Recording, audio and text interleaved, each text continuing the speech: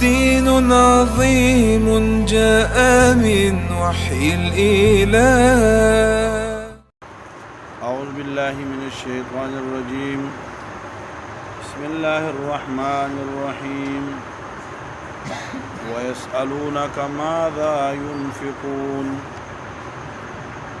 قل العفو كذلك يبين الله لكم الآيات لعلكم تتفكرون في الدنيا والآخرة. اور آپ سے پوچھتے ہیں ماذا ينفقون، کتنے مال میں سے خرچ کریں. قل العفو، تو کہہ دیجئے ضروریات اصلیہ سے جو اضافی ہے. كذلك يبين الله لكم الآيات، اسی طرح اللہ تمہارے سامنے احکامات بیان کرتے رہتے ہیں. لعلکم تتفکرون فی الدنیا والآخرہ، تاکہ تم غور و فکر کرو دنیا اور آخرت میں.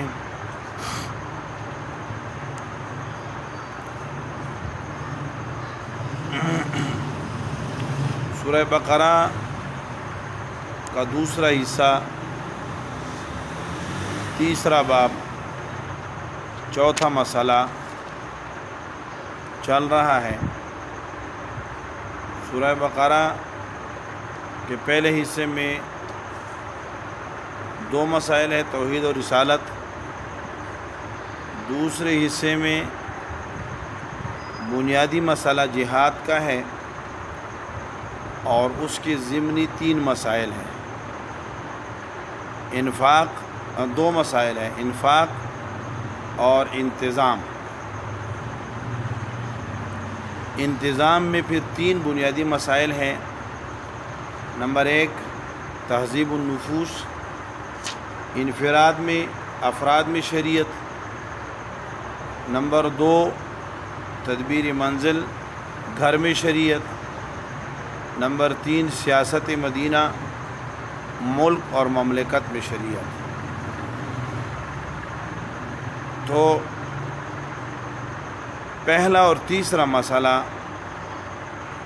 یہ باب اول میں ذکر ہوئے ہیں.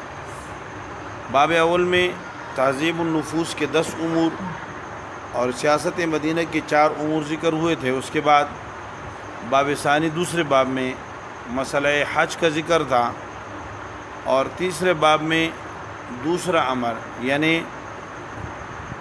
تدبیر منزل، گھر میں شریعت کا نفاذ، اس کے لیے 18 مسائل کا ذکر ہے. 18 مسائل تدبیر منزل کے ہیں. ان 18 مسائل میں سے 4 مسائل بیان ہو چکے ہیں. پہلا مسئلہ تھا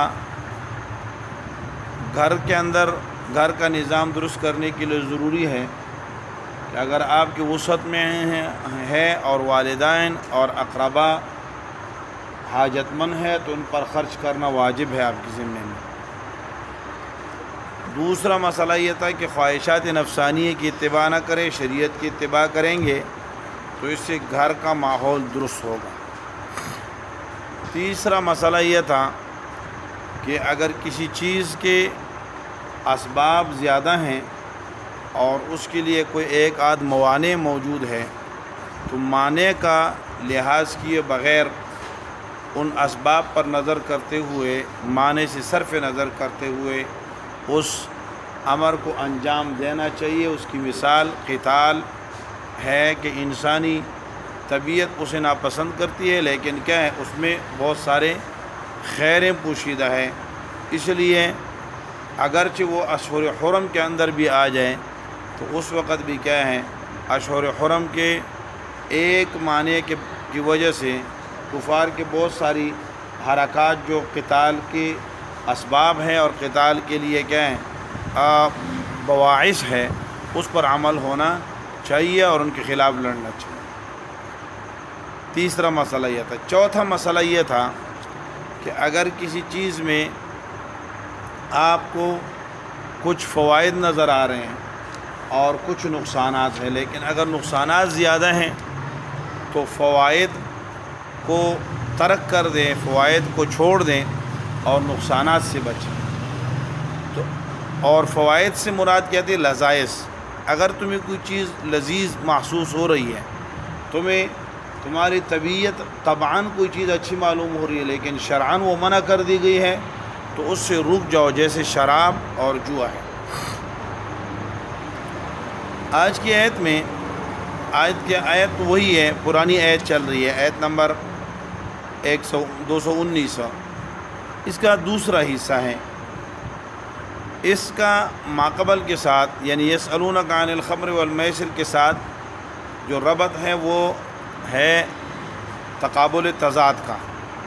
تقابل تضاد کا معنی یہ ہے کہ پیچھے بتایا تھا کہ اگر ایک کام کے اندر کچھ منافع ہو اور نقصانات زیادہ ہو تو اسے ترک کر دیں۔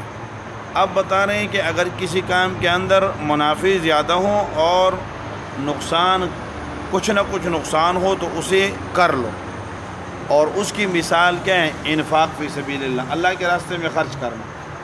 اللہ کے راستے میں خرچ کرنے میں کیا ہوتا ہے؟ نقصان، بظاہر نقصان ہوتا ہے، پیسے کم ہو جاتے ہیں، لیکن اس میں فوائد کیا ہیں؟ اس میں فوائد بہت زیادہ ہیں۔ آپ جب اللہ کے راستے میں خرچ کرتے ہیں تو اللہ کی دین کو ترویج ملتی ہے۔ آپ اگر جہاد پہ خرچ کریں گے تو اللہ کی دین کو تقویت ملے گی، اور آپ اگر کیا کریں گے؟ آپ اگر مبادی جہاد کا معنی کیا ہے؟ دینی تعلیمات پہ خرچ کریں گے۔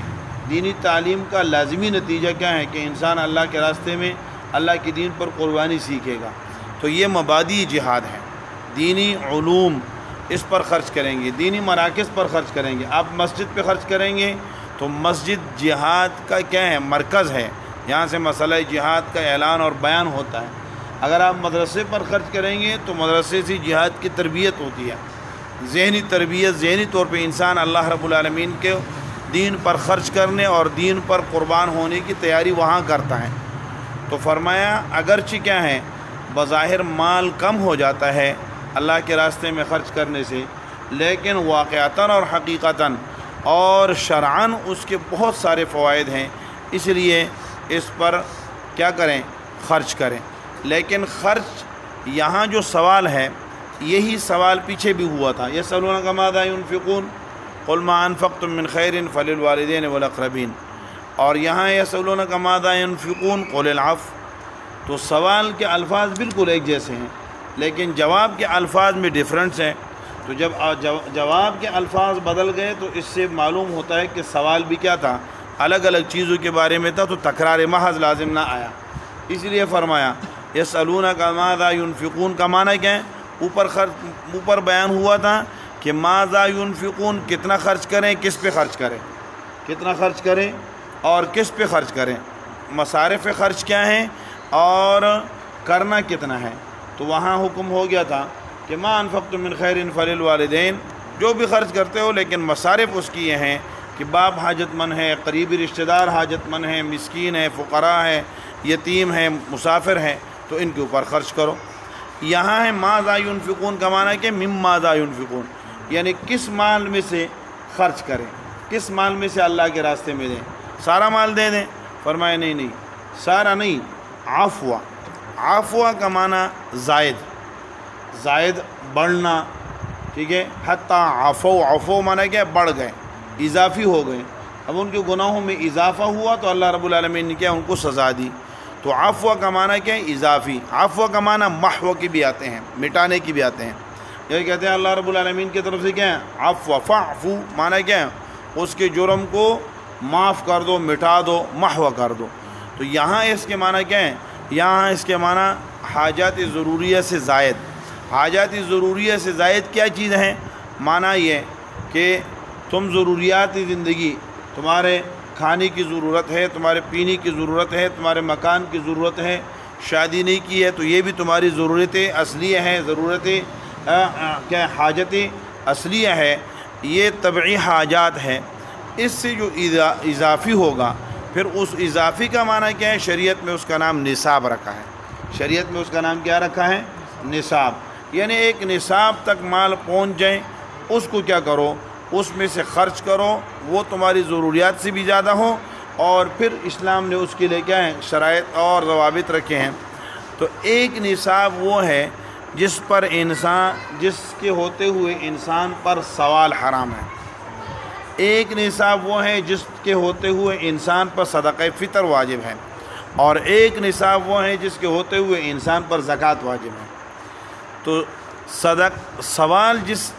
سوال مانگنا کیا ہے؟ مانگنا جس نصاب کے ساتھ حرام ہے وہ یہ ہے کہ انسان کے اگر اللہ نے صحت صحیح دی ہوئی ہے، جسم صحیح ہے، اور اس کے پاس 1-2 دن کا خرچہ ہے، تو ایسے آدمی کے لیے سوال کرنا حرام ہے۔ آپ صلی اللہ علیہ وسلم نے فرمایا لا تحل الصدقۃ لغنی ولا لذی مرۃ سوی، کہ مالدار آدمی کے لیے اور صحیح سلامت جسم والے اعضاء والے آدمی کے لیے صدقہ اور خیرات صحیح نہیں ہے۔ صدقہ معنی کیا ہے؟ زکوٰۃ اس کو دینا صحیح نہیں ہے، اور اس کا مانگنا بھی صحیح نہیں ہے۔ دوسرا نصاب یعنی جو شریعت نے مقرر کیا ہے کہ 52.5 تولہ چاندی یا 7.5 تولے سونے کا مالک ہو، تو اس آدمی کے اوپر اگر وہ صرف جامد ہے، جامد اتنی چیز ہے، 52.5 تولہ چاندی ہے اور 7.5 تولہ سونا ہے، لیکن غیر نامی ہے، بڑھتا نہیں ہے، اس کے اندر کوئی تجارت نہیں ہو رہی، کوئی کاروبار نہیں ہو رہا، بڑھوتری نہیں ہے، تو ایسے آدمی پر صدقہ فطر واجب ہے، زکوٰۃ واجب نہیں ہے۔ اور اگر اس کے پاس کیا ہے نصاب ہے، اور نصاب نامی بھی ہے، بڑھ بھی رہا ہے، تو اس بڑھوتری والے نصاب کے اوپر کیا ہے صدقہ بھی ہے، اور صدقۃ الفطر بھی ہے، زکوٰۃ بھی ہے۔ اس کے لیے پھر حولان حول بھی شرط ہے، 1 سال گزر جائیں اور آپ کی ضروریات اصلیہ سے 52.5 تولہ چاندی یا 7.5 تولہ سونا یا اس کی قیمت یا اس کی مالیت کی کوئی چیز وہ کیا پورا سال برقرار رہے، تو سال بعد آپ اس کا کیا ہے آپ کو اس کی زکوٰۃ دینی ہوگی۔ تو فرمایا یسألونک ماذا ينفقون، آپ سے پوچھتے ہیں کیا خرچ کریں، قل العفو، تو آپ کہہ دیں خرچ کریں العفو، یعنی انفقوا العفو، خرچ کرو جو اضافی ہے، زائد ہے ضروریات اصلیہ سے، تو ضروریات پوری کرنے کے بعد اس کو خرچ کریں۔ یہ بعض علماء کا مذہب ہے، اور صحابہ کرام میں سے بھی بہت سے لوگوں کا یہ طرز عمل تھا کہ وہ عفو کا معنی کہتے تھے کہ جو کھانے پینے اور پہننے کے علاوہ ہے اسے کیا کر دو، خرچ کر دو، اپنے پاس نہ رکھو۔ اصحاب صفہ میں سے ایک آدمی کا انتقال ہوا اور اس کے پاس 1 دینار تھا، تو آپ صلی اللہ علیہ وسلم نے فرمایا کہ جہنم کی 1 ٹھیکری ہے۔ ایک آدمی کے پاس 2 تھے، آپ نے فرمایا کہ 2 ٹھیکری ہیں جہنم کی، یعنی جہنم کی آگ کی یہ کیا ہے 2 کا یہ تان ہے۔ آپ صلی اللہ علیہ وسلم نے تو یہ کس کے لیے ہیں؟ یہ کاملین کے لیے ہے، جو دنیا سے بالکل کیا ہے منقطع اور کٹے ہوئے ہیں، یہ ان لوگوں کے لیے ہے۔ عام لوگوں کے لیے حکم کیا ہے کہ بقدر نصاب مال، بقدر ضرورت، نصاب سے پہلے آپ پر خرچ کرنا واجب نہیں ہے، اور اگر آپ نصاب کے مالک ہو جاتے ہیں تو پھر کیا ہے آپ پر اضافی مال جو ہے نصاب سے، اس کے اندر جو زکوٰۃ کا نصاب ہے اور زکوٰۃ کا مقرر کردہ حصہ ہے وہ خرچ کریں گے، اگر نہیں کریں گے تو یہ جہنم کی آگ بنے گا۔ فرمایا کذالک یبین اللہ لکم الآیات، آیات بمعنی یہاں احکام ہے۔ آیات کا ترجمہ ہر جگہ کس سے کیا جاتا ہے؟ ما قبل اور ما بعد کے مناسبت کے ساتھ کیا جاتا ہے۔ لعلکم تتفکرون، تاکہ تم غور اور فکر کرو۔ تو تفکر کی دعوت دی گئی ہے، اور تفکر دونوں چیزیں یعنی شراب، جوا اور اسی طرح اللہ کے راستے میں خرچ کرنا، یہ انسانی فکر اور غور پر ہے۔ جس سے جتنا تفکر حاصل ہے اور جو جتنا سمجھتا ہے کہ کیا ہے، جتنا سمجھتا ہے کہ مجھے اس کے خرچ کرنے کا اور یہاں سے منہیات میں خرچ نہ کرنے کا، خدا کے دین کی مخالفت میں نہ خرچ کرنے کا اور ناجائز جگہوں پہ نہ لگانے کا مجھے کتنا فائدہ ہوگا اور جائز جگہوں پہ لگانے میں کتنا فائدہ ہوگا، یہ انسانی تفکر کے اوپر کیا ہے، یہ اس کی مدار، اس کا بنیاد رکھ دیا گیا ہے کہ خود سوچو، خود فکر کرو کہاں تمہیں نقصان ہو رہا ہے، کہاں تمہیں فائدہ ہو رہا ہے۔ سگریٹ پینے پہ لگاتے ہو تو کیا تمہیں دنیا تمہیں مضرت ہے یا منفعت ہے؟ اگر دنیا کے اندر فائدہ ہے تب بھی بتا دو، آخرت میں کے اندر فائدہ ہے تب بھی بتا دو۔ شیو کرنے کے لیے کیا کرتے ہو؟ روزانہ نئی کو پیسے لگاتے ہو دیتے ہو تو اندازہ لگاؤ کہ اس کے اندر آپ تمہیں کیا ہے، اس کا فائدہ ہے یا نقصان ہے، اگر دنیاوی فائدہ ہے یا اخروی فائدہ ہے تو دیکھو۔ اگر تمہارے اندر کوئی فائدہ، کسی چیز کے اندر کوئی فائدہ نہیں ہے، سگریٹ پی رہے ہو اس میں کوئی فائدہ نہیں ہے، ہاں کس نے لکھا ہوتا ہے، اس کے اوپر جو تصویر بنی ہوتی ہے وہ اتنی خطرناک تصویر ہے، کم از کم وہ تصویر جس کے اندر اس کے کیا جبڑے باہر نکلے ہوتے ہیں، کم از کم وہی انسان، اگر انسان میں غور و فکر ہو اور انسان میں انسانیت جاگ رہی ہو تو وہ کہے کہ یار یہ تو بہت خطرناک چیز ہے، اتنی خطرناک تصویر ہے، بندہ دیکھ کے ڈر جاتا ہے۔ تو اور لکھا ہوتا ہے کہ کیا ہے، تمباکو نوشی مضر صحت ہے۔ بھائی جو چیز مضر صحت ہے خدا کے بندے، اور تم پھر بھی اس کو کھا رہے ہو، اس کو استعمال کر رہے ہو، تو فرمایا تفکر کرو۔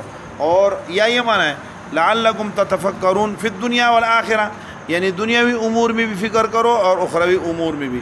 یا فی الدنیا والآخرہ کا معنی یہ ہے یسألونک ماذا ينفقون فی الدنیا والآخرہ، کیا چیز خرچ کرے دنیا اور آخرت کی بہتری کے لیے، تو فرمایا خود غور و فکر کرو، جو تمہارے آخرت کے لیے بہتر ہے اسے لگاؤ، قربان کرو، جو تمہارے آخرت کے لیے کیا ہے نقصان دہ ہے اس وہاں پہ کیا خرچ نہ کرو۔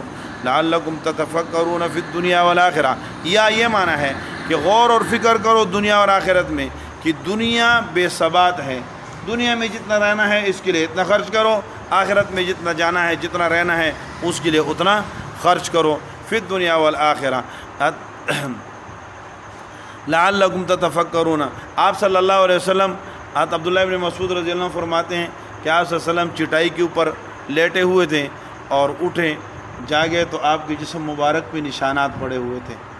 تو ہم نے کہا کہ اللہ کے حبیب کیا ہم ایسا نہ کر لیا کریں کہ آپ کے لیے کوئی نرم بستر بچھا لیا کریں؟